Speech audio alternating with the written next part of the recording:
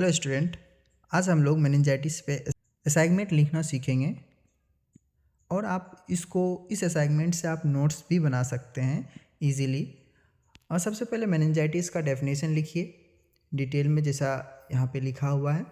उसके बाद उसका इटियोलॉजी लिखिए। इटियोलॉजी में दो टाइप्स होता है, एक इन्फेक्टिव, नॉन इन्फेक्टिव। उसको डिटेल में जो दिया हुआ है उसको लिखिए अच्छे से।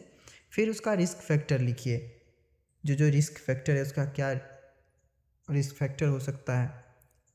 फिर टाइप की बात करेंगे, टाइप ऑफ मेनिंजाइटिस की बात करेंगे तो उसमें जो 6 टाइप के जो मेनिंजाइटिस हैं सबको, जैसे कि bacterial meningitis, fungal meningitis, viral meningitis, amoebic meningitis, parasitic meningitis, non infectious meningitis, इस सबको डिटेल में लिखिए।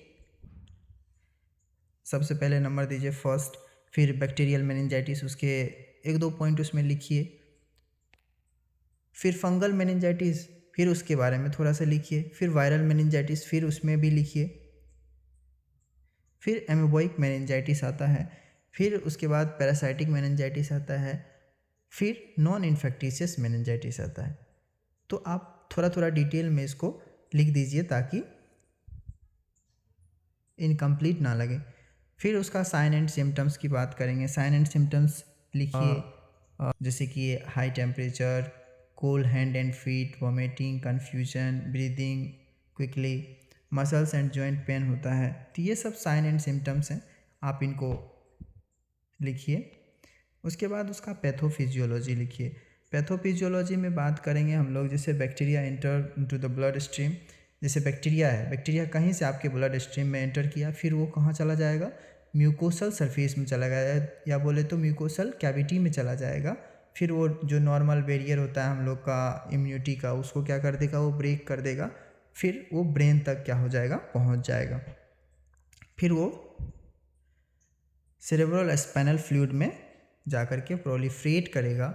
फिर वो वही बैक्टीरिया इन्फ्लामेशन काउज करेगा कि हाँ कहाँ, मेनिंजेस लेयर में। तो इसके वजह से क्या हो जाएगा, मेनिंजाइटिस हो जाएगा। फिर उसका क्लिनिकल मैनिफेस्टेशन हो गया, उसमें 4 कार्डिनल साइन होता है जो कि दिया हुआ है, आप लोग इजीली लिख सकते हैं। फिर उसका डायग्नोस्टिक इवोल्यूशन के बारे में बात करें तो उसका क्या क्या डायग्नोस्टिक इवोल्यूशन हो सकता है, कि कौन सा जांच, कौन सा टेस्ट करवा सकते हैं। फिर उसका मैनेजमेंट लिखिए कि उसको किस तरह से मैनेजमेंट करेंगे। तो सबसे पहले उसका मेडिकल मैनेजमेंट की बात करिए तो जैसे कि एंटीबायोटिक दे दिए।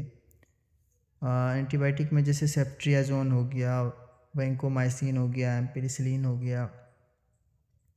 फिर एक ड्रग आता है एंटीपायरेटिक, जो कि एंटी फीवर्स ड्रग्स होते हैं, जो कि जैसे पेशेंट को फीवर है तो एंटीपायरेटिक्स ड्रग हम लोग देंगे।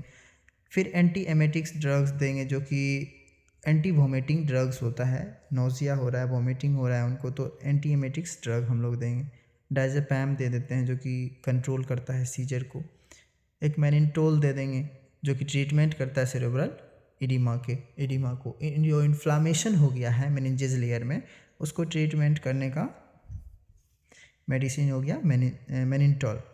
फिर उसका नर्सिंग मैनेजमेंट की बात करें तो सबसे पहले उसका सीरम इलेक्ट्रोलाइट को मॉनिटर कीजिए। फिर उसका वेट को मॉनिटर कीजिए, यूरिन वॉल्यूम देखिए सही है कि नहीं है। फिर उसका न्यूरोलॉजिकल स्टेटस को भी असेस करिए and monitor the sign of meningeal irritation. तो इस तरह से आप लोग इजीली लिख सकते हैं असाइनमेंट। Thank you. और भी असाइनमेंट के लिए चैनल को सब्सक्राइब कीजिए। धन्यवाद।